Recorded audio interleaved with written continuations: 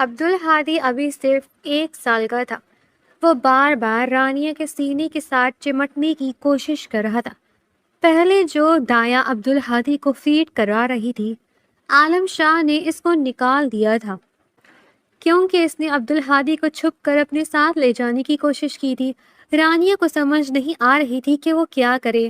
آج سے پہلے اس نے کبھی بھی اتنے چھوٹے بچے کو نہیں سنبھالا تھا۔ گھر میں بھائی کے بچے موجود تھے، مگر اسے بچوں سے بہت چڑ ہوتی تھی۔ یا میرے اللہ، میری مدد فرما! عبدالہادی زور و شور سے رو رہا تھا۔ رانیہ نے اس کے لبوں کے ساتھ فیڈر لگانا چاہا تو اس چھوٹے سے بچے نے ہاتھ مار کر فیڈر سائڈ پر کر دیا، اور پھر کچھ بھی سوچے سمجھے بغیر رانیہ نے اپنی قمیض اٹھائی۔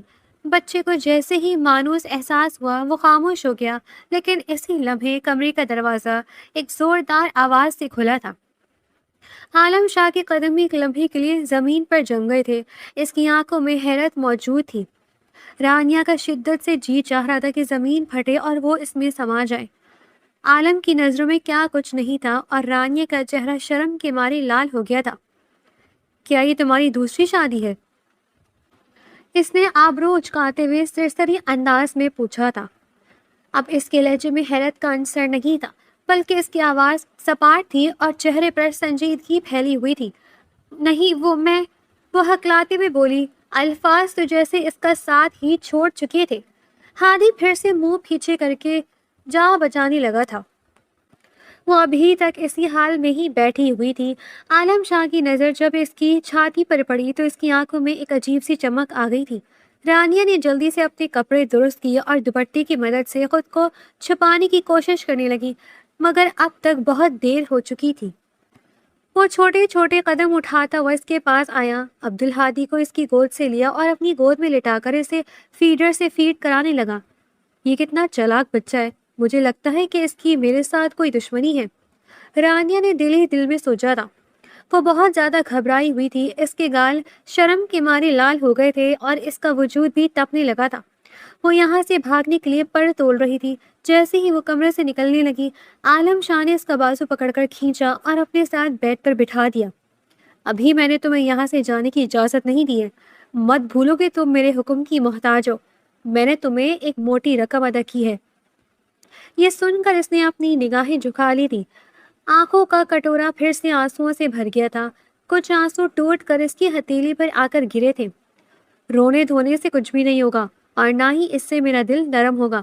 میں نے تم سے پہلے ہی ساری چیزیں کلیئر کی تھی۔ یہ نکاح، یہ سب کچھ تمہاری اپنی مرضی سے ہو رہا ہے، اور یہ 5 سال کا کانٹریکٹ ہے۔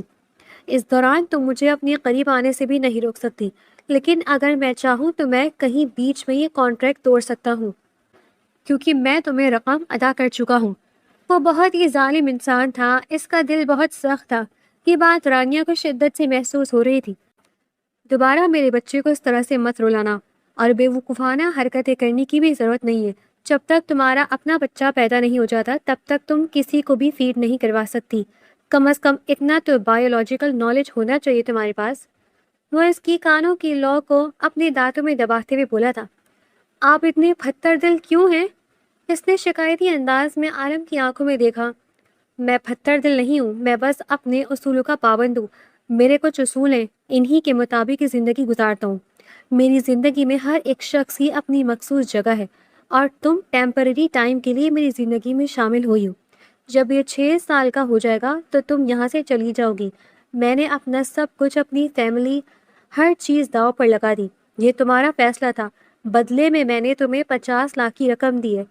اگر اگلے 5 سالوں تک تم ایک معمول سے اسسٹنٹ کے طور پر کام کرتی تب بھی تم اتنے پیسے جمع نہیں کر سکتی تھی۔ تمہیں تو میرا احسان مند ہونا چاہیے، میں نے تمہیں ایک ہی دن میں مالا مال کر دیا۔ عبدالہادی اس کی گود میں سو چکا تھا۔ اس نے بہت ہی احتیاط سے عبدالہادی کو بیڈ پر لٹایا۔ اسی وقت ہی کمرے کے دروازے پر دستک ہوئی تھی۔ رانیہ کا دل زور زور سے دھڑکنے لگا۔ اسے عالم شاہ کی ماں سے بہت ڈر لگتا تھا، کیونکہ وہ بھی ایک ظالم عورت تھی۔ جب انہوں نے اسے دیکھا تھا تو ان کا ماتھا ٹھٹکا تھا۔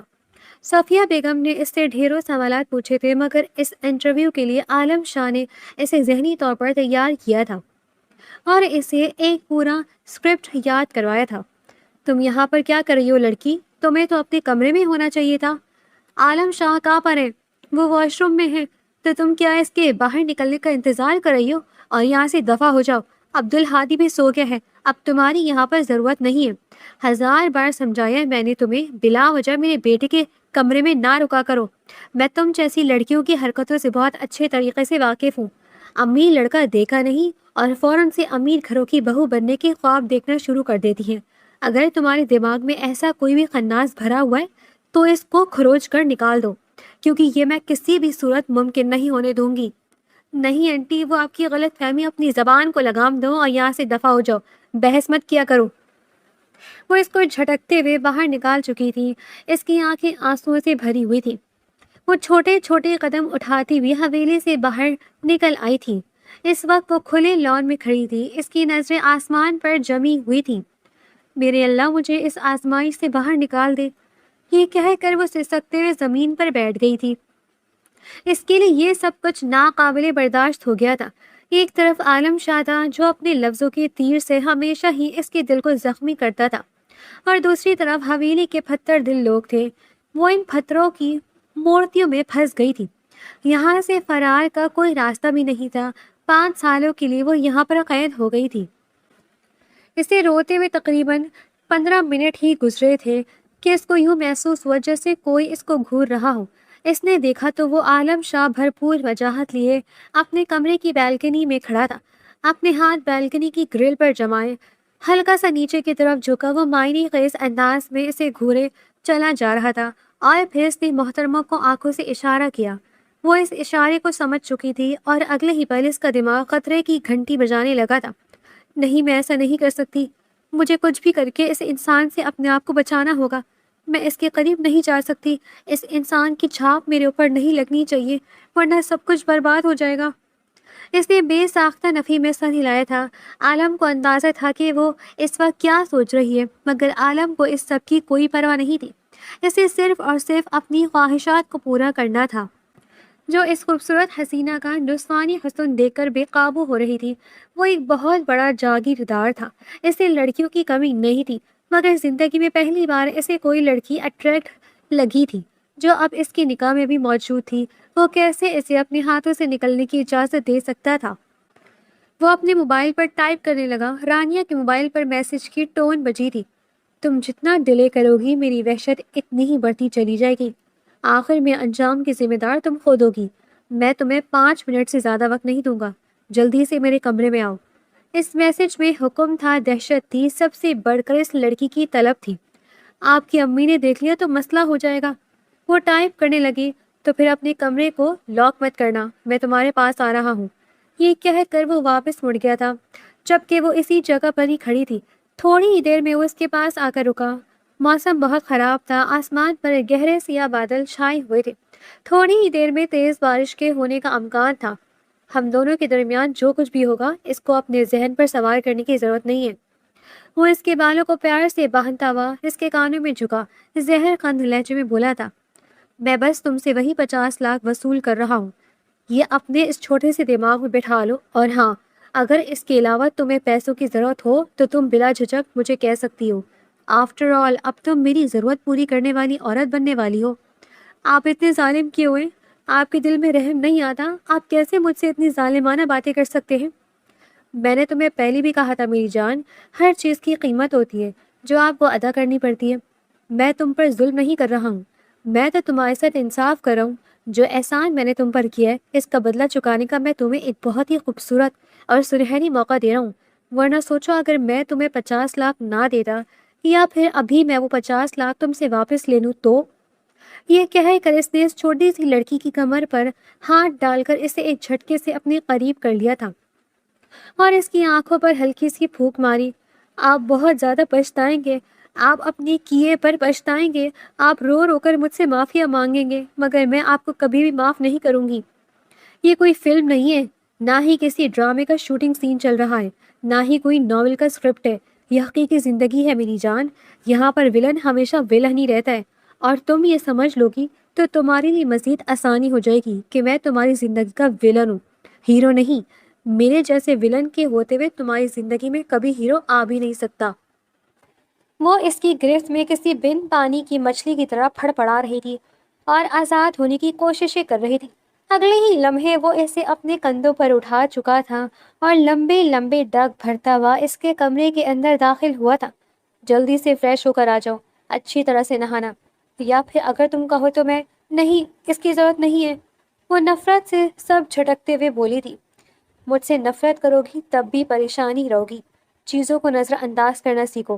آپ کے لیے یہ سب کچھ نظر انداز کرنا آسان ہے، میرے لیے نہیں، اور شاید آپ کے لیے یہ سب کچھ معمول ہو، مگر میرے لیے یہ میری زندگی کا سب سے بڑا فیصلہ ہے، اور یقیناً یہ رات میری زندگی کی سب سے وحشت ناک رات ہونے والی ہے۔ عالم شاہ نے اس کی بات مکمل کی تھی تو وہ لب بھیجتی ہوئی فریش ہونے کے لیے واش روم چلی گئی تھی۔ کافی دیر تک وہ شاور کے نیچے کھڑی رہی تھی۔ ٹھنڈا پانی اس کے جسم کو بھگو رہا تھا۔ تمہارے پاس صرف 10 سیکنڈ ہے، اگر تم 10 سیکنڈ کے اندر باہر نہیں آئی تو پھر میں تمہارے پاس آ جاؤں گا۔ یہ سن کر اس کے وجود کو جھٹکا لگا تھا۔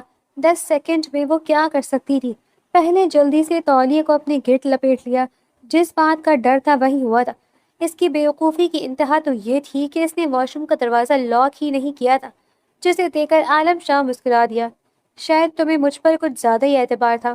دیکھیں، مجھ سے دور رہ کر بات کریں، اپنے الفاظ پر غور کرو۔ تم مجھے حکم دے رہی ہو، حالانکہ تمہیں میرا حکم ماننا چاہیے۔ یہ کہہ کر اس نے تولیے کا ایک کونا پکڑا اور اسے اپنی جانب کھینچا۔ رانیہ نے بھی جلدی سے تولیے کے دوسرے کونے کو پکڑ کر اپنے سامنے والے حصے کو چھپانے کی کوشش کی تھی، اور وہ اس میں بری طرح سے ناکام ہو گئی تھی۔ اگلے ہی لمحے وہ اسے اپنی باہوں میں اٹھا چکا تھا۔ وہ غور سے اس کے چہرے کی طرف دیکھ رہی تھی۔ اس کے دل کی دھڑکنیں بے ترتیب تھی۔ آج سے پہلے کوئی بھی مرد اس کے قریب نہیں آیا تھا۔ اس کو ہاتھ لگانا تو بہت ہی دور کی بات تھی۔ وہ اس کی زندگی میں آنے والا پہلا مرد تھا، مگر وہ حد سے زیادہ ظالم تھا، اور اسے اس طرح کے ظالم لوگوں سے خوف محسوس ہوتا تھا۔ جن لوگوں کا احساس نہیں ہوتا تھا وہ ان لوگوں سے دور بھاگتی تھی، لیکن اس انسان سے وہ چاہ کر بھی دور نہیں جا سکتی تھی۔ عالم شاہ نے احتیاط سے اسے بیڈ پر لیٹایا تھا اور اس پر سایہ فگن ہو گیا تھا۔ وہ اس کے چہرے کے ایک ایک نقش کو دیکھ رہا تھا۔ تم بہت خوبصورت ہو، تم قدرت کا تراشا ہوا ایک قیمتی ہیرا ہو، جس کی قیمت آج میں پوری ادا کروں گا۔ یہ کہہ کر وہ اس کی خوبصورت بڑی بڑی آنکھوں کو چومنے لگا۔ بے چینی کے مارے اس ننھی سی جان کا برا حال تھا۔ کبھی وہ اس کے کالر کو پکڑ کر کھینچتی تو کبھی وہ اس کی شرٹ کو اپنے ہاتھوں میں جکڑنے کی کوشش کرتی۔ تم بار بار میرا دھیان بھٹکا رہی ہو، مجھے اپنا پورا فوکس یہاں پر رکھنے دو۔ وہ اس کے سینے پر موجود تل پر انگلی رکھتے ہوئے بہکے ہوئے انداز میں بولتا، اس کو لرزنے پر مجبور کر گیا تھا۔ پلیز مجھے تھوڑا سا وقت دے دیں، تمہارے پاس 2 دنوں کا وقت تھا، میں اس سے زیادہ تمہیں ٹائم نہیں دے سکتا ہوں۔ وہ اس کے دل کو چومنے لگا تھا۔ اب کی بار رانیہ نے اس کے بالوں کو اپنے ہاتھوں میں پکڑ لیا۔ رانیہ کے وجود کو بار بار جھٹکا لگ رہا تھا۔ صاف ظاہر ہو رہا تھا کہ آج سے پہلے اس کے قریب کوئی بھی مرد نہیں آیا ہے، اور یہ سوچ کر عالم شاہ کے لبوں پر دل فریب سی مسکراہٹ پھیل گئی تھی۔ وہ واقعی میں اس لڑکی سے امپریس ہوا تھا۔ کیا تمہارا کوئی بوائے فرینڈ نہیں تھا؟ قربت میں ان لمحات میں اس نے جب یہ سوال کیا تو وہ آنکھیں پھیلا کر حیرت سے اس کے چہرے کو دیکھنے لگی تھی۔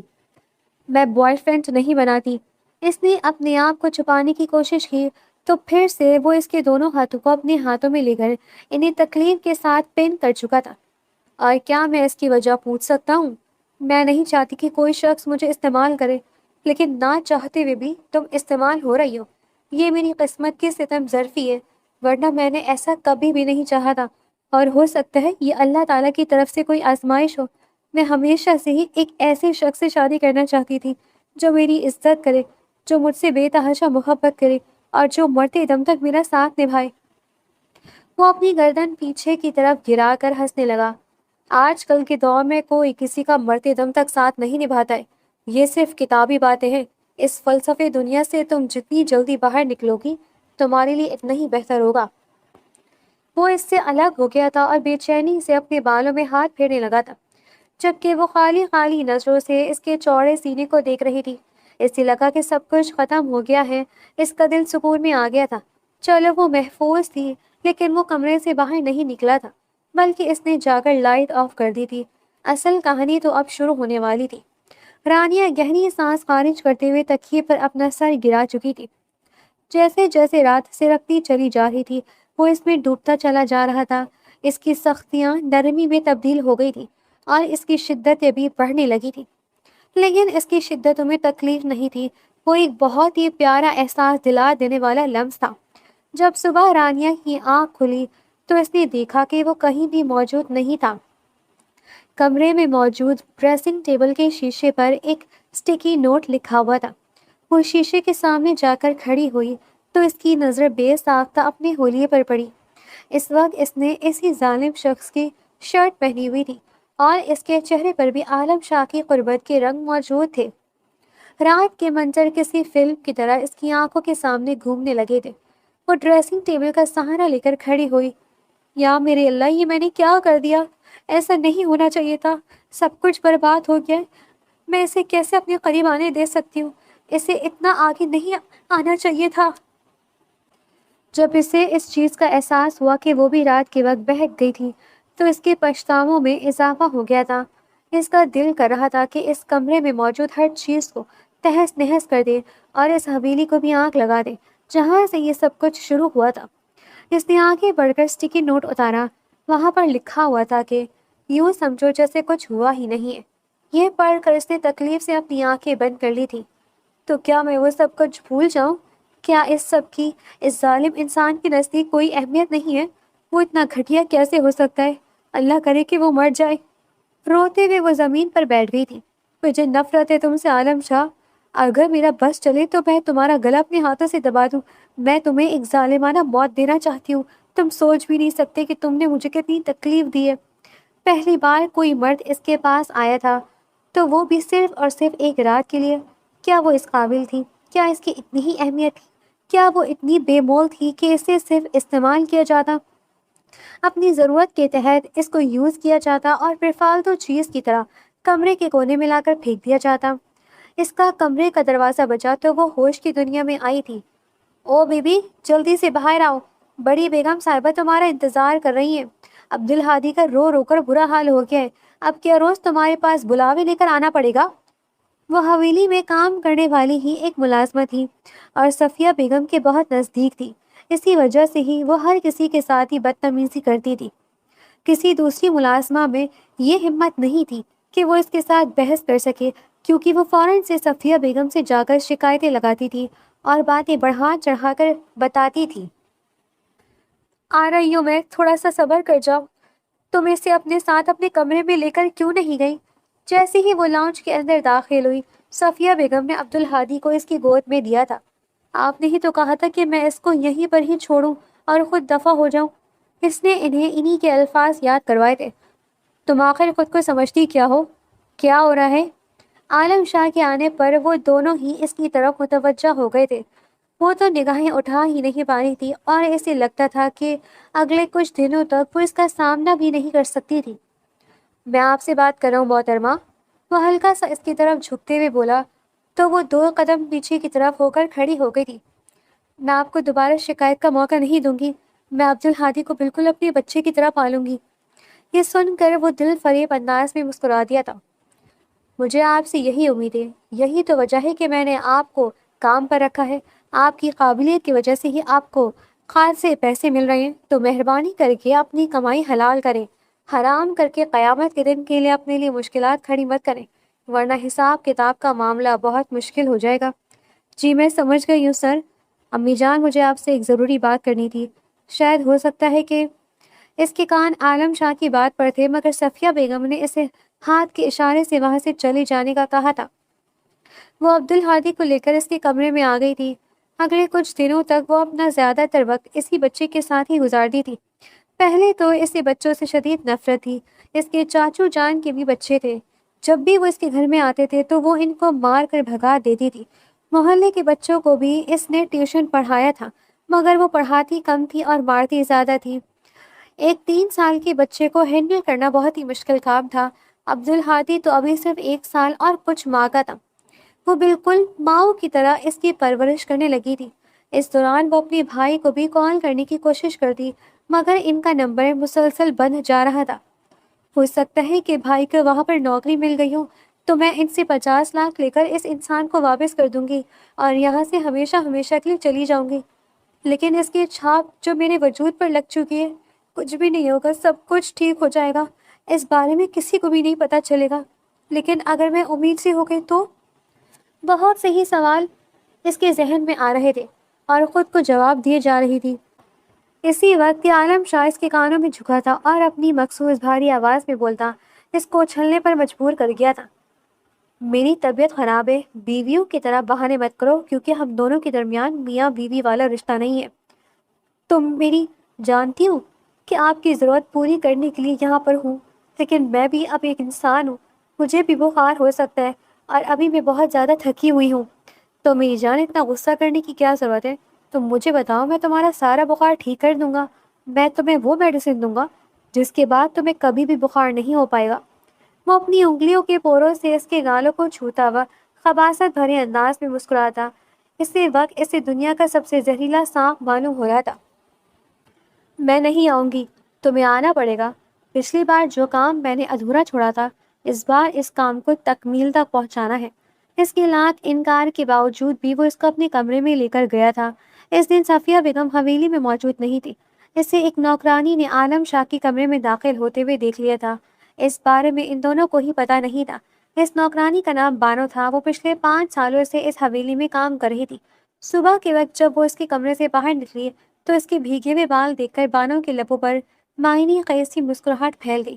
اب نہ چاہتے ہوئے بھی وہ عالم شاہ کے بارے میں سوچنے لگی تھی، کیونکہ وہ ایک عام سی لڑکی تھی، روایتی لڑکیوں کی طرح ہی تھی۔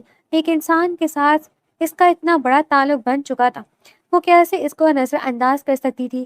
کہیں نہ کہیں اس کے دل میں یہ خوشی فہمی بھی جنم لے چکی تھی کہ ہو سکتا ہے کہ وہ اسے اپنی بیوی کا درجہ دے دے اور سب لوگوں کے سامنے اسے قبول کرنے کے لیے تیار ہو جائے گا۔ مگر اس کی یہ غلط فہمی اس وقت دور ہوئی تھی جب اس کو یہ پتا چلا کہ وہ لندن چلا گیا ہے۔ نہ تو عالم شاہ نے اسے اس بارے میں بتایا تھا اور نہ ہی اسے اس سلسلے میں کوئی بات کی تھی۔ وہ میرے ساتھ ایسا کیسے کر سکتا ہے؟ اس نے عالم شاہ کا نمبر ڈائل کیا تو وہ بھی بند جانے سے پہلے اس نے صفیہ بیگم کو سمجھا دیا تھا کہ آپ 5 سال سے پہلے اس کو جاب سے نہیں نکال سکتی۔ اگر آپ نے اس کو نکالا تو مجھے بھاری جرمانہ بھرنا پڑے گا۔ وہ جانتا تھا کہ اس کی ماں پیسوں کے معاملے میں بہت زیادہ لالچی ہے اور کبھی بھی اتنا بڑا نقصان اٹھانے کے لیے تیار نہیں ہوگی۔ اسے ہر چیز کی ہی پرواہ تھی، مگر اس نے کبھی بھی اس لڑکی کی پرواہ کرنا ضروری نہیں سمجھا تھا۔ تم اپنی لگائی ہوئی آنکھ میں جلو گے، میری دعا ہے کہ تم ساری زندگی روتے رہو، تمہیں کبھی بھی سکون نہ ملے، تمہاری ساری خوشیاں تم سے چھن جائیں۔ جس تکلیف سے تم نے مجھے گزارا ہے، میری دعا ہے کہ اس تکلیف سے تم اور تمہاری بیٹیاں بھی گزریں۔ کافی دیر تک وہ لان میں گھٹنوں کے بل بیٹھی اس کو بددعائیں دیتی رہی تھی۔ اس دن اس نے اپنے بھائی سے بھی رابطہ کرنے کا فیصلہ کیا تھا۔ جب اس نے اپنے بھائی کا نمبر ڈائل کیا تو دوسری طرف سے بیل جا رہی تھی۔ اس کا دل سکون میں آ گیا تھا۔ السلام علیکم۔ اسے جانی پہچانی آواز سنائی دی تو وہ گرم جوشی سے بولی، السلام علیکم بھائی، کیسے ہیں آپ لندن پہنچ گئے ہیں؟ میں آپ کی بہن بات کر رہی ہوں، میں آپ کو بہت یاد کر رہی ہوں۔ یہ کہہ کر وہ چپ کر گئی تھی کیونکہ آنسوؤں کا پھندا اس کے گلے میں اٹک گیا تھا۔ بھائی مجھے بھی اپنے پاس بلا لیں، آپ نے کہا تھا کہ آپ مجھے کچھ ہی مہینوں کے بعد اپنے پاس بلائیں گے اور 50 لاکھ کی رقم بھی واپس۔ تم کس طرح کی بہن ہو؟ کیا تم اپنے بھائی کو سکون میں نہیں دیکھ سکتی ہو؟ جب حماد نے یہ سنا تو وہ ہتے سے ہی اکھڑ گیا تھا۔ تم جانتی بھی ہو کہ یہاں پر ہم تمہارے بھتیجے کے علاج کے لیے آئے ہیں، ہم یہاں پر عیاشیاں نہیں کر رہے، ابھی بھی میں ہسپتال میں بیٹھا ہوا ہوں۔ پاپا مجھے یہ والی ٹیڈی بیئر لے کر دو نا۔ اسے غازیان کی آواز سنائی دی تو وہ پھیکے سے انداز میں مسکرا دی۔ یعنی اس کا بھائی جھوٹ بھی ٹھیک سے نہیں بول سکتا تھا۔ وہ لوگ اس وقت شاپنگ سینٹر میں موجود تھے اور وہ اپنے بیٹے کے لیے ٹیڈی بیئر لے رہا تھا۔ بھائی، میں نے جس سے پیسے ادھار لیے تھے وہ مجھ سے پیسے واپس مانگ رہا ہے اور میں زیادہ عرصے تک اپنی دوست کے گھر پر بھی نہیں رہ سکتی ہوں۔ اس کی امی مجھے یہاں سے نکلنے کے لیے کہہ رہی ہیں۔ مجھے بتائیں کہ میں کیا کروں؟ اگر تم میرا مشورہ لینا چاہتی ہو تو مہربانی کرو اور ٹائم نکال کر مر جاؤ، اس طرح سے سارے مسئلے حل ہو جائیں گے۔ بھائی آپ میرے ساتھ ایسا کیسے کر سکتے ہیں؟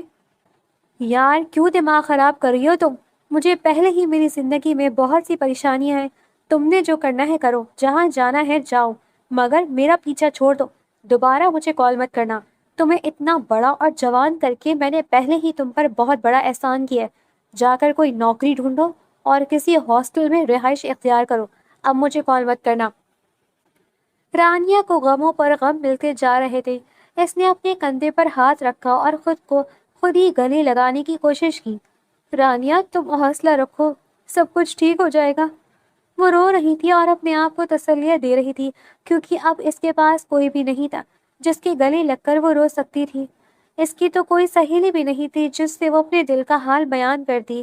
نہ جانے کیوں جو بھی شخص اس کی زندگی میں آتا تھا وہ تھوڑے عرصے کے لیے ہی رکتا تھا اور پھر چلا جاتا تھا۔ اس کی جو بیسٹ فرینڈ ہوتی، اس کا انتقال ہو گیا تھا۔ اس کے بعد اس نے کسی کو بھی دوست نہیں بنایا تھا، کیونکہ جو جگہ رمشا کی تھی، رانیہ وہ جگہ کسی اور کو نہیں دے سکتی تھی۔ وہ لان میں پڑی ہوئی چیئر پر بیٹھ گئی۔ رات کے 2 بجے کا وقت تھا۔ یہ وہ وقت ہوتا تھا جب پوری حویلی گہری خاموشی میں ڈوبی ہوتی تھی۔ ہر کوئی اپنے کمرے میں آرام سے گہری نیند سو رہا ہوتا تھا، مگر اس کے دن رات کی نیندیں حرام ہو چکی تھی۔ ماضی کے لمحات کسی فلم کی طرح اس کی نظروں کے سامنے گھومنے لگے تھے۔ وہ اپنے ماما بابا کی لاڈلی بیٹی تھی۔ اس کے بابا اس کی ہر خواہش منہ سے نکلنے سے پہلے ہی پوری کرتے تھے۔ اس کی ماں اسے بے تحاشا پیار کرتی تھی۔ ان لوگوں کے لبوں پر ہمیشہ ہی رانیہ کا نام ہوتا تھا۔ اس کا ایک بڑا بھائی بھی تھا۔ ان دونوں کی عمروں میں تقریباً 12 سال کا فرق تھا۔ کچھ ہی سال پہلے اس کے ماما بابا کا ایک کار حادثے میں انتقال ہو گیا تھا۔ اس کے بعد اس کے بھائی نے اس کی تعلیم کا خرچہ اٹھایا تھا۔ اس وقت سب کچھ ٹھیک رہا تھا۔ جب تک حماد نے شادی نہیں کی تھی تب تک سب کچھ ٹھیک چل رہا تھا، لیکن جب اس کی بیوی ان کے گھر میں آئی سب کچھ برباد ہو گیا۔ وہ اپنی بھابھی کی آنکھوں میں کھٹکتی تھی۔ اگر وہ کوئی ٹھیک کام کرتی تھی تب بھی اس کی بھابھی کو مسئلہ ہوتا تھا۔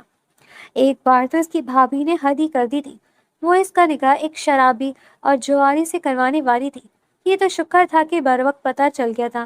اس پر حماد اپنی بیوی سے ناراض بھی ہوا تھا، مگر تبھی بھی اس نے معافی مانگنے کے بجائے الٹا ڈرامے کیے تھے، اور اس سب معاملے سے بالکل باہر ہی نکل گئی تھی کہ میرا تو اس سب سے کوئی تعلق ہی نہیں ہے۔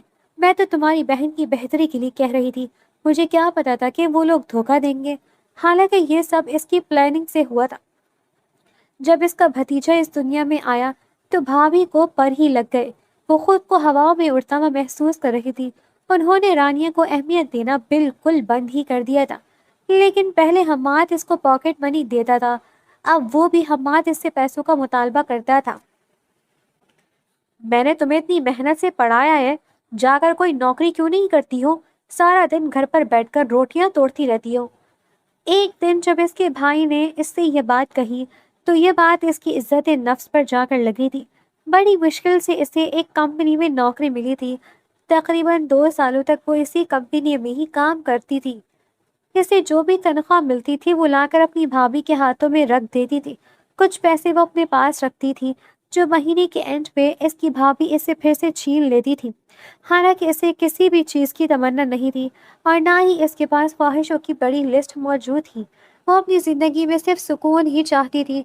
ان کی زندگی میں بڑا بھونچال اس وقت آیا جب اس کے بھتیجے کی طبیعت خراب رہنے لگی تھی۔ اس کے بھتیجے کو دماغ کا کینسر ہو گیا تھا۔ علاج کے لیے ایک موٹی رقم کی ضرورت تھی۔ اس وقت اس کی جاب ایک بڑی ملٹی نیشنل کمپنی میں ہو گئی تھی۔ اس کے بھائی نے اس سے کہا تھا کہ تم اس کمپنی سے لون لے لو، میں اپنے بیٹے کا لندن جا کر علاج کروانا چاہتا ہوں۔ اس نے 50 لاکھ لون لیا تھا، حالانکہ یہ رقم کافی نہیں تھی۔ علاج کے لیے اچھے خاصے پیسے درکار تھے۔ اس کے بھتیجے کو یہ بیماری بھی نہیں تھی۔ یہ اس کی بھابھی کی پلاننگ تھی۔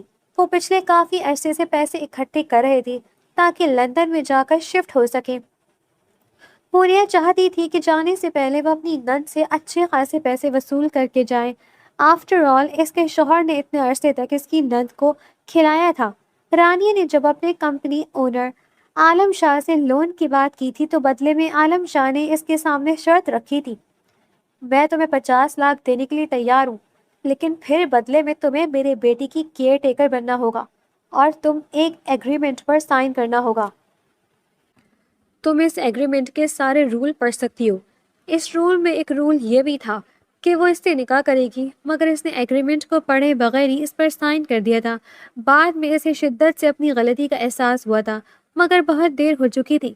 اس کے بھائی اور بھابھی اپنے بیٹے کو لے کر لندن کی فلائٹ سے جا چکے تھے اور اس کو مشورہ دیا تھا کہ تم کچھ عرصے کے لیے اپنی دوست کے گھر رہ لو، ہم جلدی واپس آ جائیں گے۔ یہ بھی ایک دلاسا تھا اور ایک دھوکہ تھا جس کی حقیقت آج کھل کر رانیہ کے سامنے آیا ہو گئی تھی۔ ہر رشتے پر سے، ہر شخص پر سے اس کا اعتبار اٹھ گیا تھا، اسے ہر انسانی جھوٹا لگنے لگا تھا۔ اپنوں نے اس کے ساتھ یہ سلوک کیا تھا، وہ غیروں سے کیسے اچھائی کی امید رکھ سکتی تھی؟ اگلی صبح جب رانیہ سو کر اٹھی تو اس کے سر میں شدید درد ہو رہا تھا۔ اسے اپنی طبیعت بھی عجیب سی محسوس ہو رہی تھی، بار بار متلی کا احساس ہوتا تھا۔ اس کا دل جب زیادہ خراب ہونے لگا تو وہ بھاگی ہوئی واش روم میں گئی۔ صبح سے اس کو الٹیاں ہو رہی تھی۔ اس دوران بانو اس کو بہت ہی غور سے دیکھ رہی تھی۔ آپ ٹھیک تو ہیں؟ اگر آپ کی طبیعت زیادہ خراب ہے تو ہم ڈاکٹر کے پاس چلتے ہیں۔ نہیں، اس کی ضرورت نہیں ہے۔ اس نے بانو کے ہاتھوں سے اپنی بازو چھڑوائے تھے۔ میں جانتی ہوں آپ کا اور عالم شاہ کا آپس میں ایک گہرا تعلق ہے۔ یہ سن کر اس کے قدم زمین پر ہی جم گئے تھے، اس کی آنکھیں حیرت سے پھیل گئی تھیں۔ فکر مت کریں، میں اس بارے میں کسی کو بھی نہیں بتاؤں گی۔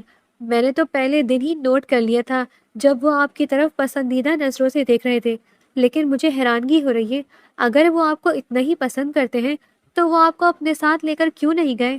آپ دونوں نے کب نکاح کیا تھا؟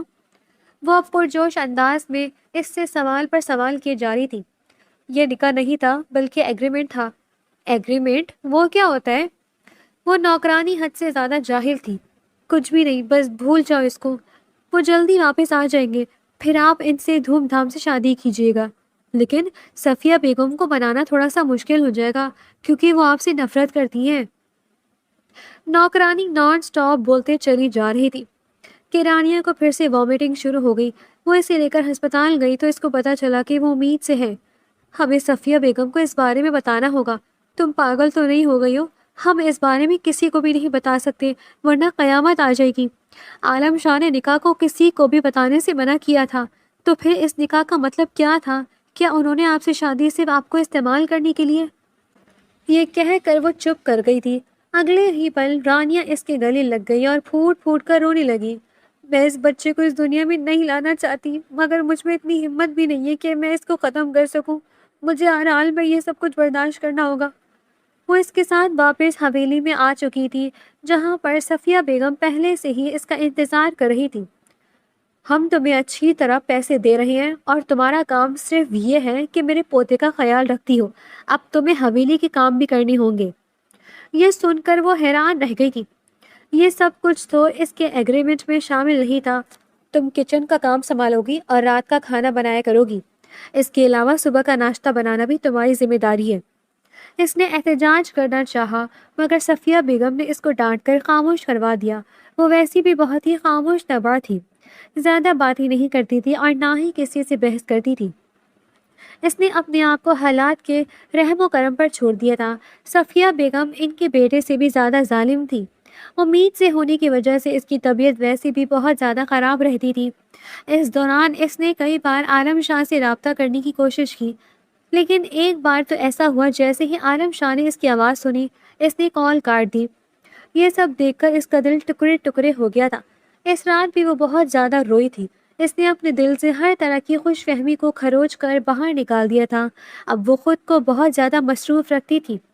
عبدالہادی سے فارغ ہوتی تو گھر کے کاموں میں مصروف ہو جاتی تھی اور پھر رات کے وقت تھک کر اپنے بیڈ پر سو جاتی تھی۔ تقریباً 7 مہینے گزر چکے تھے۔ اس کے جسم میں بھی تبدیلی ہونے لگی تھی۔ اس کا پیٹ بڑا ہونے لگا۔ چونکہ اس حویلی میں عورتیں بڑی تعداد میں موجود تھی، ہر کوئی ہی یہ بات نوٹ کر رہا تھا۔ جب صفیہ بیگم تک یہ بات پہنچی تو انہوں نے اسے اپنے پاس بلایا۔ تم جانتی ہو کہ بد کردار عورتوں کو اس حویلی میں کوئی جگہ نہیں ہے؟ وہ اس کی آنکھوں میں جھانکتے ہوئے پر اسرار لہجے میں بولی۔ لیکن دیکھو حیرت کی بات ہے، تمہیں میری حویلی میں رہتے ہوئے 7 مہینے گزر چکے ہیں اور میں نے ابھی تک تمہیں اس حویلی سے دھکے دے کر باہر نہیں نکالا۔ یہ آپ کیا کہہ رہی ہیں؟ اس نے لرزتے ہوئے لہجے میں کہا تھا۔ وہی کہہ رہی ہوں جو تم سن رہی ہو۔ مجھے تمہیں اس حویلی میں جگہ ہی نہیں دینی چاہیے تھی۔ تم جیسی بد کردار عورتوں کو تو کچرے میں پھینکنا چاہیے۔ وہ اس کے بال پکڑ کر اس کو کھینچتے ہوئے کمرے سے باہر نکلی تھی۔ وہ تکلیف سے چیخ رہی تھی اور اپنے آپ کو ان کی گرفت سے چھڑوانے کی کوششوں میں ہلکان ہو رہی تھی۔ پلیز ایسا مت کرے میرا بچہ، میں تمہیں اور تمہارے بچے کو جان سے مار دوں گی، تمہیں پورے گاؤں والوں کے سامنے سنسکار کروں گی، تم جیسی عورت اس قابل ہی نہیں ہے کہ… انہوں نے زور سے اس کو دھکا دیا تو کسی کی مہربان باہوں نے اس کو تھام لیا تھا۔ صفیہ بیگم اپنی جگہ پر جم گئی تھی، جبکہ عالم شاہ حیرت سے کبھی اپنی بیوی کو دیکھتا اور کبھی اپنی ماں کو دیکھتا۔ رانیہ خوف اور ٹینشن کی وجہ سے بے ہوش ہو گئی تھی۔ یہ سب کچھ کیا ہو رہا ہے؟ وہ اسے سنبھالتا ہوا صوفے کی طرف بڑھا اور اپنی ماں کی آنکھوں میں جھانکتے ہوئے اونچی آواز میں غراتے ہوئے بولا تھا، آپ کی ہمت بھی کیسی ہوئی اس عورت پر ہاتھ اٹھانے کی، ان کی اس عورت کو تکلیف پہنچانے کی؟ مگر بیٹا، میرے سوال کا جواب دے، آپ نے کیا سوچ کر اس پر ہاتھ اٹھایا ہے؟ کیا میں نے آپ کو سمجھایا نہیں تھا کہ اس کا بہت زیادہ خیال رکھیے گا، اس کو کسی بھی چیز کی کمی محسوس نہ ہونے دیجیے گا؟ پھر آپ نے یہ سب کچھ کیوں کیا؟ مجھے میرے سوالوں کا جواب دے۔ یہ ایک بد کردار عورت ہے، نہ جانے کس کے بچے کی ماں بننے والی ہے۔ 7 مہینے ہو گئے ہیں اسے اس حویلی میں رہتے ہوئے اور مجھے خبر بھی نہ ہو سکی۔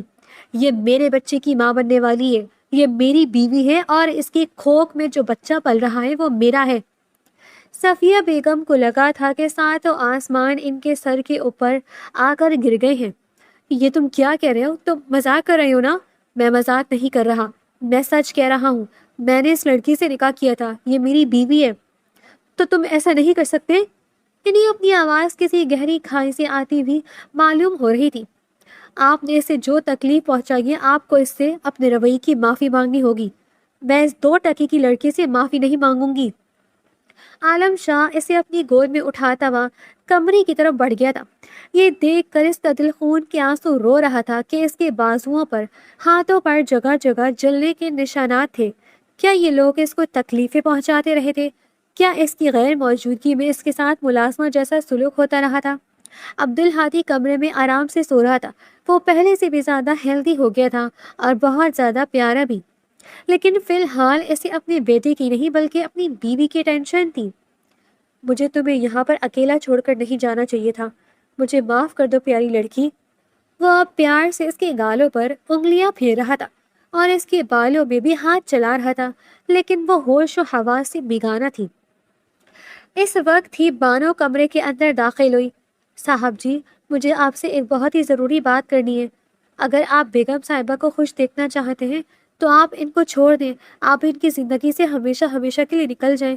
یہ آپ سے بہت نفرت کرتی ہیں، آپ کی وجہ سے جو تکلیفیں ان کو ملی ہیں یہ کبھی بھی نہیں بھول سکتی۔ آپ نے انہیں اس وقت چھوڑا تھا جب ان کو آپ کی سب سے زیادہ ضرورت تھی۔ پہلے ان کے گھر والوں نے ان کو دھوکہ دیا اور پھر آپ نے… تمہیں مجھے مشورہ دینے کی ضرورت نہیں ہے کہ مجھے کیا کرنا ہے اور کیا نہیں۔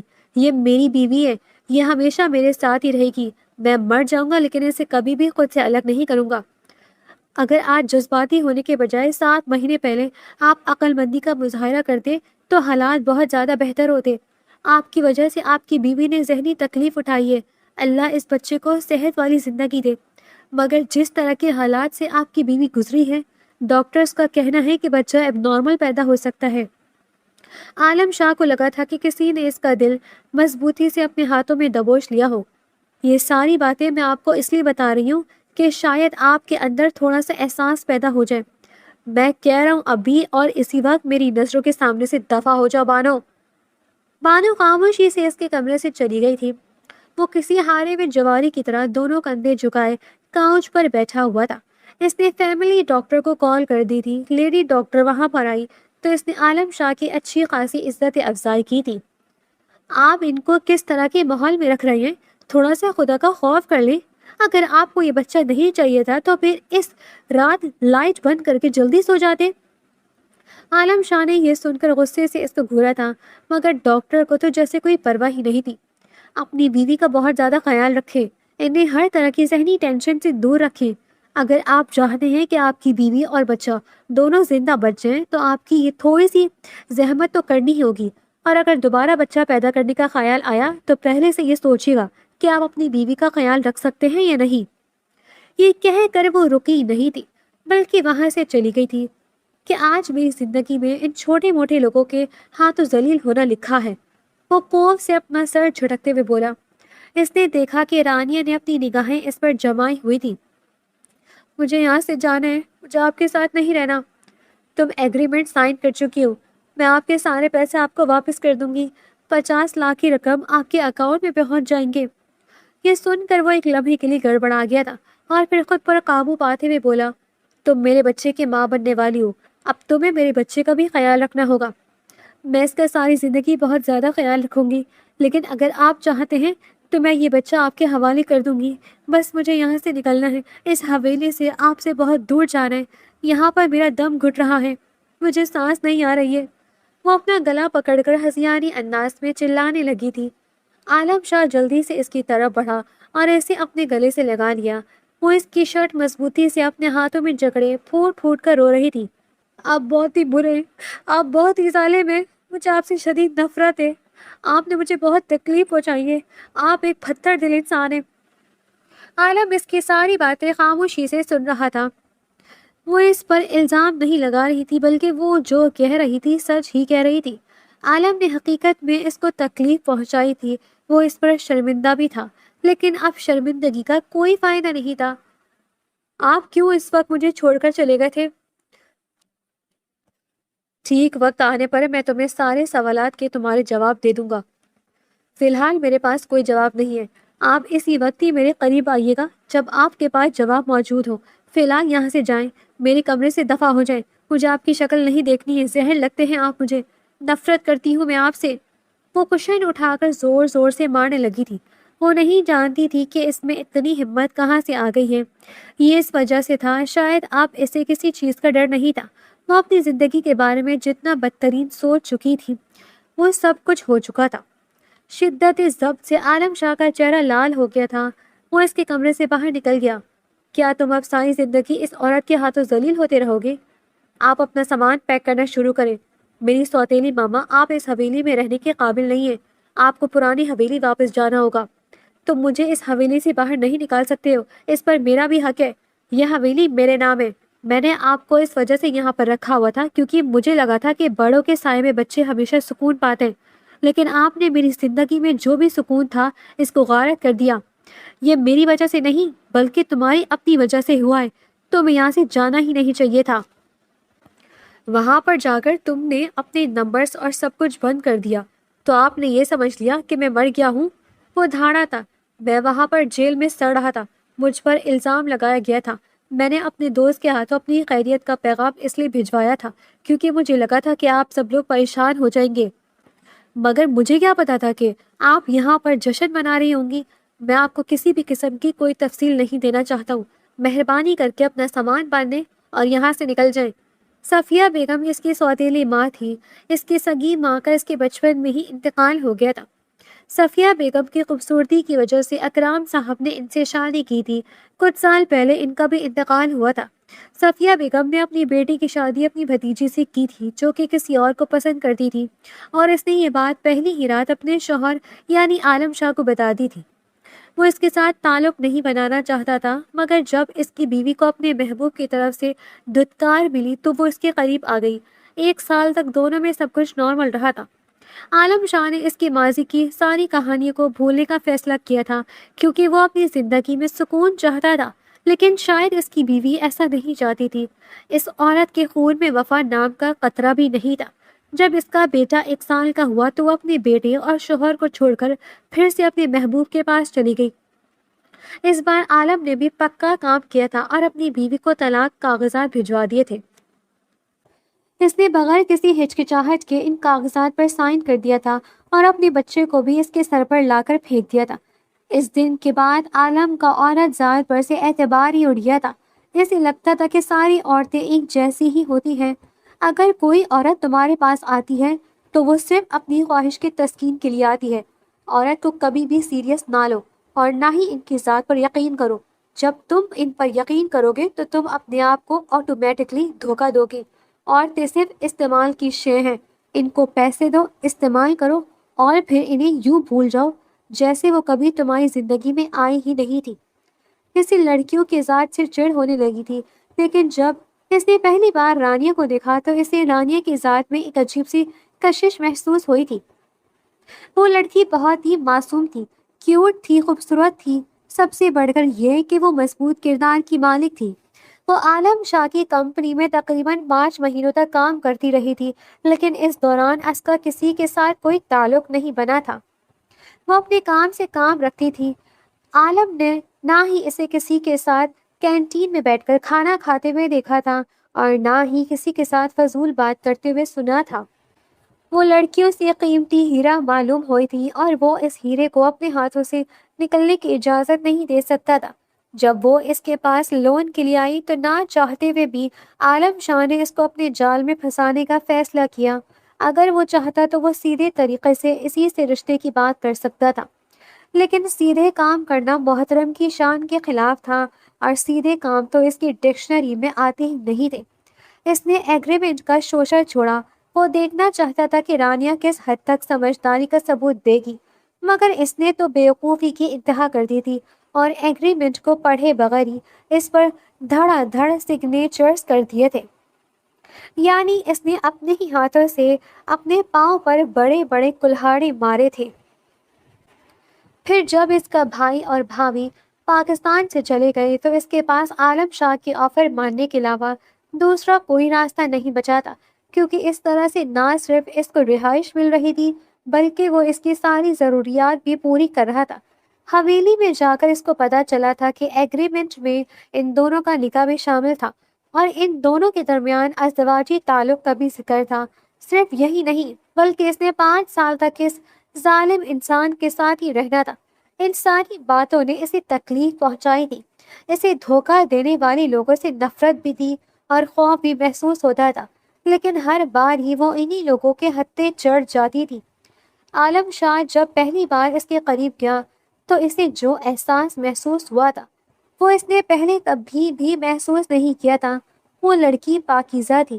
اس چیز نے اسے بہت ہی خوشی پہنچائی تھی، لیکن ماضی کے تجربات اور تلخ حقیقتوں کی وجہ سے وہ چاہ کر بھی اس پر اعتبار نہیں کر پا رہا تھا۔ دوسری طرف سے اس کی پہلی بیوی نے بھی اس پر اپنے بیٹے کی کسٹڈی کا کیس کر دیا تھا۔ وہ اسی سلسلے میں ہی لندن گیا تھا۔ اس کے مائنڈ میں یہ چیز تھی کہ سب کچھ فائنل اور کلیئر کر کے وہ کچھ ہی دنوں کے بعد پاکستان آئے گا اور اپنی بیوی رانیہ کے ساتھ ایک نئی زندگی کی شروعات کرے گا۔ اس کا یہ خواب ہی رہ گیا۔ وہاں پر جا کر اس کی بیوی نے اس کو ایک کیس میں پھنسا دیا تھا۔ تقریباً 7 مہینے تک وہ جیل میں رہا تھا۔ ان 7 مہینوں میں اس کا دوست ثبوت اکٹھے کرتا رہا۔ جب اسے جیل سے نکالا گیا تو اگلے ہی دن کی فلائٹ سے پاکستان واپس آ گیا تھا، لیکن یہاں پر تو سب کچھ ہی بدل گیا تھا۔ وہ گناہ گار نہ ہو کر بھی گناہ گار بن گیا تھا۔ اس کی غلطی صرف اتنی تھی کہ اسے جانے سے پہلے اپنی بیوی کو انفارم کرنا چاہیے تھا۔ وہاں پر اس کے پاس رابطے کا کوئی ذریعہ نہیں تھا، اور جب اس کے دوست نے اس کی بات کروانے کی کوشش کی تو وہ پکڑا گیا تھا۔ رانیہ سمجھ رہی تھی کہ وہ وہاں پر عیاشیاں کر رہا ہے۔ اسے ابھی تک حقیقت کے بارے میں معلوم نہیں تھا اور وہ یہ سب جاننا بھی نہیں چاہتی تھی۔ اب سب ملازمائیں اس کا حد سے زیادہ خیال رکھ رہے تھے۔ پہلے جو اسے دھتکارتی تھی، جو اس سے نفرت کا اظہار کرتی تھی، اب وہ اس کے آگے پیچھے گھوم رہی تھی۔ یہ دیکھ کر اس کے لبوں پر پھیکی سی مسکراہٹ پھیل جاتی۔ 2 دنوں کے بعد وہ اس کے پاس آیا تو رانیہ نے کہا کہ میں یہاں پر نہیں رہنا چاہتی، مجھے کہیں اور لے کر چلو، کسی بھی جگہ پر لے جاؤ مجھے، چاہے وہ ایک چھوٹی سی جھوپڑی کیوں نہ ہو، مگر مجھے اس حویلی سے باہر نکال دو۔ یہاں پر میری بہت سی خوفناک یادیں جڑی ہوئی ہیں، میں جب بھی دیکھتی ہوں تو میرا دل گھبرانے لگتا ہے۔ وہ اسے لے کر اسلام آباد آ گیا تھا۔ اس نے رانیہ کو اپنے فارم ہاؤس میں ٹھہرایا ہوا تھا، جہاں پر کافی حد تک سکون موجود تھا۔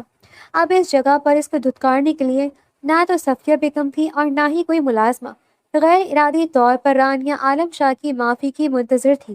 اس کو لگ رہا تھا کہ عالم شاہ اس کے پاؤں میں گر کر اس سے معافیا مانگے گا، مگر ایسا نہیں ہوا تھا، اور یہی سوچ سوچ کر اس کا دماغ غصے سے گھوم رہا تھا۔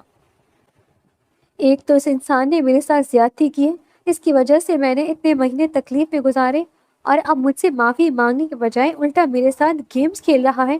اس کو لگتا ہے کہ صرف میرا خیال رکھنے سے اور اب چھوٹی پیار اور محبت جتانے سے میرا دل پگھل جائے گا، تو یہ اس کی غلط فہمی ہے۔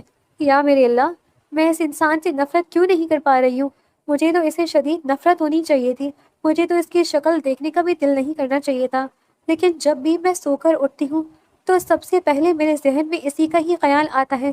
ہر وقت میں اسی کے بارے میں ہی سوچتی رہتی ہوں، کیوں وہ میرے حواسوں پر چھانے لگا ہے۔ اس دن وہ اس سے اونچی اونچی آوازوں میں باتیں کر رہی تھی۔ اس کی یہ ساری باتیں عالم شاہ نے سنی تھی۔ اس کے دل میں رانیہ کے لیے عزت اور احترام مزید بڑھ گیا تھا۔ میں تمہاری ساری شکایتیں دور کر دوں گا۔ میں اس وقت تم سے معافی مانگنے کے لیے آؤں گا جب وہ میرے پاس اپنے آپ کو ثابت کرنے کے لیے ڈھیر سارے ثبوت موجود ہوں گے، تاکہ تمہارے پاس مجھے معاف کرنے کے علاوہ دوسرا کوئی راستہ ہی نہ بچے۔ وہ تمام تر ثبوتوں کے باوجود اس کے پاس گیا تھا، مگر رانیہ نے تب بھی اس کو معاف نہیں کیا تھا۔ یہ تم کیا کہہ رہی ہو؟ اب تو مجھے معاف کر دو۔ دیکھو، میں نے تو تمہیں ثبوت بھی دکھا دیے، میرا کوئی قصور نہیں تھا۔ وہ چھوٹے بچوں کی طرح اس کے پیچھے بھاگا تھا۔ آپ کی وجہ سے میرے ساتھ اتنی تکلیفیں گزری ہیں، اور اب آپ 7 مہینوں تک مجھ سے بات نہیں کریں گے۔ یہاں پر تو میں 7 منٹ نہ دیکھوں تو مجھے کچھ ہونے لگتا ہے۔ رانیہ کی آنکھوں میں آنسو آ گئے تو وہ آگے بڑھ کر اس کے آنسو صاف کرتے ہوئے بولا، پلیز اب رونا شروع مت کر دینا، میں تمہیں روتے ہوئے نہیں دیکھ سکتا ہوں۔ آپ نے مجھے 7 مہینوں تک رلایا ہے تو مجھے 7 سالوں تک رلا لو، لیکن پلیز اس دوران تم میرے ساتھ ہی رہو۔ عبدالہادی کبھی اپنے باپ کے چہرے کو دیکھتا تو کبھی اپنی ماں کو دیکھتا۔ جب بھی وہ رانیہ اور اس کے پیچھے جاتا تھا تو عبدالہادی اونچی اونچی آواز میں ہنسنے لگتا تھا، یوں جیسے اس کا اپنے باپ کا ماں کے پیچھے بھاگنا بہت اچھا لگ رہا تھا۔ میں نے کہا ہے کہ میں 7 مہینے تک آپ کی شکل نہیں دیکھوں گی، مجھے اپنی شکل مت دکھائیں۔ تو کیا 7 مہینوں کے بعد تم مجھے معاف کر دو گی؟ میں اس بارے میں سوچوں گی، لیکن فی الحال جائیں یہاں سے۔ جب وہ حویلی سے نکل گیا تو وہ حیرت کے سمندر میں غوطہ زن ہوتے ہوئے بولی، کتنا عجیب و غریب آدمی ہے یہ، اس کو رکنے کے لیے میری منت ہی کرنی چاہیے تھی، میری طرف سے بھاڑ میں جائے۔ اگلے کچھ دنوں میں رانیہ نے اس کو کال کر کے اس سے 1 کروڑ مانگا تھا۔ اتنی بڑی رقم کا تم کیا کرو گی؟ آپ مجھے پیسے بھیج رہی ہیں یا نہیں؟ اپنا اکاؤنٹ چیک کرو، پیسے آ گئے ہوں گے۔ وہ بچے کی پیدائش کے بعد اپنے بچے کو یہاں سے لے کر فرار ہونے کا ارادہ رکھتی تھی۔ اگر ہو سکے تو مجھے 50 لاکھ اور بھی بھیج دیں۔ اب تم فری ہو رہی ہو؟ نہیں، میں بس اپنا حق مانگ رہی ہوں۔ جو تکلیفیں آپ نے مجھے دی ہیں اس کا خمیازہ بھی تو آپ کو بھگتنا ہی پڑے گا۔ ٹھیک ہے، میں نے بھیج دی ہیں، چیک کر لو۔ ہاں، مجھے مل گئے ہیں۔ اب میں کال کٹ کر رہی ہوں۔ اس کا غصہ، اس کی نفرت کافی حد تک کم ہو گئی تھی، کیونکہ اب یہاں پر اس کا بہت زیادہ خیال رکھا جا رہا تھا۔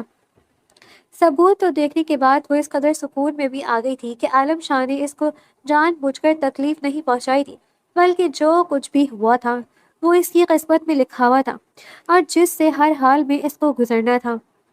اس نے بہت ہی پیارے 2 جڑواں بیٹوں کو جنم دیا تھا۔ 2 راتوں پہلے ہی اس نے عالم شاہ کو دھمکی دی تھی کہ میں آپ کو اپنے بچوں کی شکل بھی نہیں دیکھنے دوں گی، لیکن اس دن وہ انکار نہیں کر پائے تھے۔ عالم شاہ ان دونوں بیٹوں کو گود میں لے کے ان کو چومتا جا رہا تھا اور مسکراتے ہوئے ان کو دیکھ رہی تھی وہ۔ عبدالہادی نے جب یہ محسوس کیا کہ اس کو کوئی لفٹ ہی نہیں کروا رہا تو اس نے اپنا باجا بجانا شروع کر دیا۔ اگلے ہی لمحے وہ عبدالہادی کو اپنی گود میں لے کر ان کو چھوڑے اور اس کو پیار کرے، میرا پیارا لاڈلا بیٹا۔ اس نے عبدالہادی کی گالوں کو چٹا چٹ چوم ڈالا تھا۔ یہ میرا سب سے پیارا لاڈلا اچھا معصوم بچہ ہے۔ اپنے سگے بیٹوں کو نظر انداز کر کے وہ عبدالہادی سے لاڈ کیے جا رہی تھی۔ یہ دیکھ کر عالم صاحب پھیکے سے انداز میں مسکرا دیا تھا۔ وہ ہمیشہ یہی تو چاہتا تھا کہ اس کا چھوٹا سا خاندان ہو جن میں ڈھیر سارا پیار ہو۔ وہ کسی بڑی سیلیبریٹی سے یا پھر بزنس وومن سے شادی نہیں کرنا چاہتا تھا۔ اس نے بڑی سمپل سی خواہشات تھی۔ جب وہ آفس سے تھکا ہارا گھر جائے تو اس کی بیوی مسکرا کر اس کا استقبال کرے، اس کے بچے بھاگتے ہوئے اس کے پاس آئیں، وہ ان کو گود میں لے کر انہیں ڈھیر سارا پیار دے، پھر وہ اپنی فیملی کے ساتھ ٹائم سپینڈ کرے۔ رات کو کھانے کے بعد بچوں کو سلا کر وہ پھر سے اپنی بیوی کو تنگ کرے اور صبح اس کے غصہ کرنے کے پر اٹھے اور اس کے ساتھ چھیڑخانی کرے۔ وہ ایک پاک دامن عورت چاہتا تھا اور اسے پاک دامن عورت مل گئی تھی۔ اس نے اپنے سارے گناہوں سے توبہ کر لی تھی اور اپنے رب سے وعدہ کیا تھا کہ وہ ماضی کی غلطیاں کبھی بھی نہیں دہرائے گا۔ وہ اس عورت کے لیے اپنے آپ کو بدل چکا تھا جس عورت نے اس کی زندگی بدل دی تھی۔ جہاں تک رانیہ کا سوال تھا تو اس نے بھی اپنے بیٹوں اور اپنی خوشی کی خاطر اپنے شوہر کو معاف کر دیا تھا، کیونکہ وہ بھی ایک پرسکون خوشیوں بھری زندگی گزارنا چاہتی تھی۔ وہ یہ جانتی تھی، اس لیے اس دشمن جان سے الگ ہونے کا تو کوئی سوال ہی نہیں تھا۔ عالم شاہ کے پلان کے مطابق ہر چیز ہو رہی تھی، لیکن جب وہ آفس سے گھر واپس آتا تھا تو اس کے بچے بھاگتے ہوئے اس کے پاس نہیں آتے تھے، بلکہ وہ ایک دوسرے کے بال کھینچتے ہوئے اس کے پاس آتے تھے۔ بیوی الگ سے چلا رہی ہوتی تھی، اس کے بیٹے اس کی ہی کاربن کاپی تھے، اس کی ہی طرح ہی شرارتی۔ جب بھی وہ رانیہ کو تنگ کرتے تو وہ انہیں اٹھا کر اس کی گود میں پٹک دیتی تھی۔ اسی وقت ہی آپ کو اپنے قریب آنے کی اجازت دوں گی جب ان کے باجے بند کروائیں گے، اس سے پہلے میرے قریب مت آئیے گا۔ یہ دھمکی دے کر وہ اپنے شوہر نامدار کو خاموش کروا دیتی اور وہ بیچارہ اپنا سا منہ لے کر رہ جاتا۔ رانیہ کے بھائی نے ابھی تک اس سے معافی نہیں مانگی تھی۔ رانیہ کو اب اس کی معافی کی ضرورت بھی نہیں تھی، وہ دل ہی دل میں اس کو معاف کر چکی تھی۔ اس نے عالم شاہ کو بھی کہا تھا کہ اگر دوبارہ کبھی زندگی میں اس سے ملاقات ہو گئی تو ویسی ہی پیش آؤں گی جیسے پہلے آتی تھی۔ وہ میرا بھائی ہے اور میں اس حقیقت سے انکار نہیں کر سکتی، لیکن اب اس سے ملنے کی چاہ نہیں ہے۔ وہ اس کا سر اپنے سینے سے لگا گیا۔